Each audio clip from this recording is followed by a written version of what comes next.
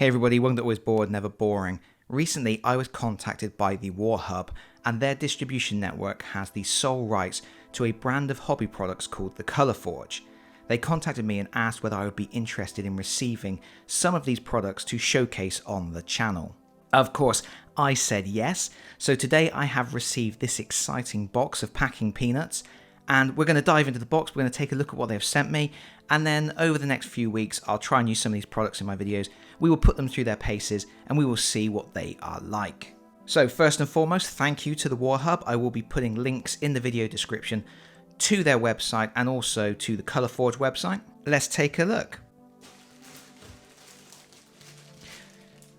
Okay, so we have glue. We've got super glue and we have basing glue. So this is the Colour Forge logo, and it looks like this glue is from their Hobby Essential range. It is thick, I can relate. And I don't use a huge amount of super glue because most of the miniatures I work with at the moment are plastic, but I am increasingly working with metal and resin miniatures for games like Burrows and Badgers and Moonstone, so it's always good to have some super glue on hand.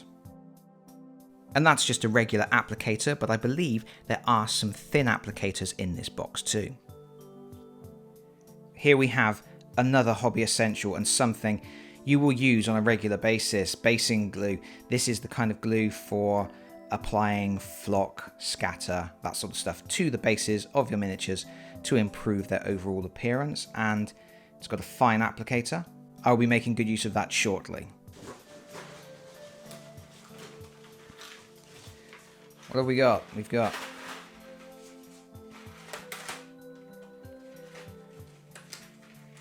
what's that? Magnetic discs and glass gems. So these are from their range of mana pool gems, and these are small sized. I don't know how many are in the pack, but these are useful obviously in a range of games. Very useful for me actually. I'm just starting to get into the game Moonstone, and that does require some way to track how much energy each of the models in your team has, so I'll be using these for that. And these are 32mm magnetic discs. These are useful for storing your miniatures. And if you're wondering how magnetic discs can help you store your miniatures, here's how. I have here a really useful box, and you may have seen Duncan, formerly of Games Workshop, making one of these on his channel. If not, I guess I can put a link in the video description so you can go over and check out his video on how to make these. But this is a way of storing miniatures rather than using foam inserts and things like that. You buy a useful box like this. This is, what size is this? I can't remember. 4 litres, I believe. Yeah, 4 litres. And you place rubber steel sheeting in the bottom of the tray, and then you apply magnets to the bottom of your miniatures, 1 or 2 depending on the size of the miniature, and there you go, they stay in the box like that. But some miniatures, for example this little marine here, has a flat base, and in that case you need some of these flat magnetic discs instead. And that's what we have here with these 32mm ones from Colour Forge. They are actually self-adhesive. They have a peelable strip on the back. That comes off. You find a miniature with a 32mm base. I have a Predator here. Normally, of course, the miniatures would be painted because this is a way of protecting painted miniatures. You attach the magnet to the base, making sure you line it up nicely, like so. And then hopefully he'll stick in our box, like so. And it should be noted, these are not going to be strong enough to hold huge chunks of metal. You're really going to be using these for resin and plastic miniatures only. Next up, over here, we have tubs of something. This looks very much like basing materials. Static grass. This is meadow grass. Oh, that's nice. That's a nice colour. That's a nice darker green. I don't really like the really bright greens very much. But there we go, static grass. And we have cork boulders by the looks of it. Battlefield rocks, they're calling this. This is basing cork. This is small size. And yeah, that really is small size. I don't think I've ever seen cork boulders that small before. Normally, they're big chunks that you can place onto your bases, paint them up. They look like great big boulders. Useful stuff. What else is in here?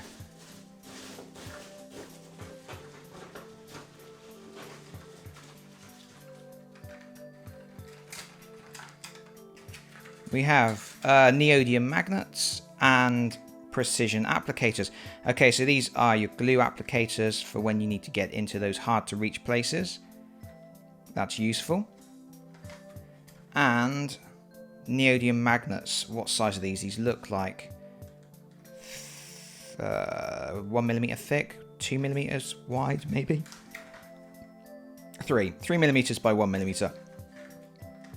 And not so long ago, I did a video where I magnetized all of the Marines from my copy of Space Crusade using magnets like this. But these are good for if you want to do weapon swap outs on your miniatures. You can magnetize the weapons so you can swap weapons on the fly, customize your units before each game, that sort of thing. And of course, you can also use magnets to put into the bases of your miniatures if you're going to use magnets for storing them in magnetic trays. But of course, 3x1 aren't going to be strong enough for storing miniatures in boxes, really. You would need bigger magnets, but I'm sure Colourforge have a full range of sizes. We're still going. Okay. This is probably the most interesting thing. Spray cans. We have got a matte varnish and a matte black spray primer. So this is a 500ml can, matte black. This is just a basic primer, always useful. At the moment I'm using Chaos Black primer from Games Workshop when I'm priming in black, and I use Corax White from Games Workshop when I am priming in white. But I am interested to try this out to see how it compares. I will be using that shortly.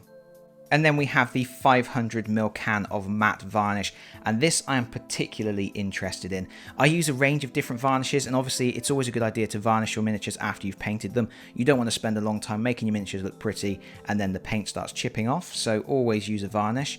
I do frequently use spray varnish. I do have some brush-on varnishes, but normally I use Munitorum spray from Games Workshop, which is really good, but it does have a kind of satin finish to it, which some people don't like so much. They are claiming this is a matte varnish, so let's see when I use this if we get a good matte finish from it. Is there anything else in here? I think so. There's a magnetic sheet. Okay, so this is, again, what you would put in the base of your really useful box to provide the base for your magnetized miniatures to stand on. The 4-litre box that I use, you would need one of these sheets, and then you would need an extra couple of inches from a second sheet. You would need at least 3 to do 2 boxes. And then you can have fun playing Inception with all your miniatures.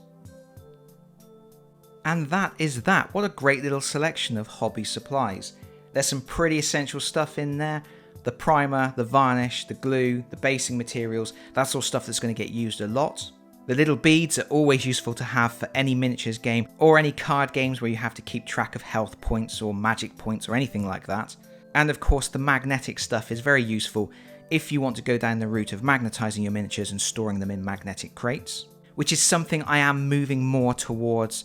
Miniatures are getting more and more detailed all the time, and I have more and more resin miniatures in my collection, and when you store them in foam, they do have a tendency to snag in the foam, and you might actually end up breaking them. I've never done that, thankfully, but I think I'd rather have them stored in the magnetic crates, especially, of course, once they are all painted up. But I think that's it for now. Over the next few weeks, I'm going to try and use as many of these products as I can, get them shown in videos, run some field tests, so to speak, and see how good they are. I'm particularly interested to try out that matte varnish. But for now, all that's left to say is thank you to the War Hub, as I mentioned before, link in the video description, and hopefully somebody has found this useful. thank you so much for watching. If you've enjoyed the video, please consider pressing the like button. If you've really enjoyed the video, please consider subscribing if you don't already do so. And hopefully, I'll see you all again very soon. Bye bye everyone. Bye bye.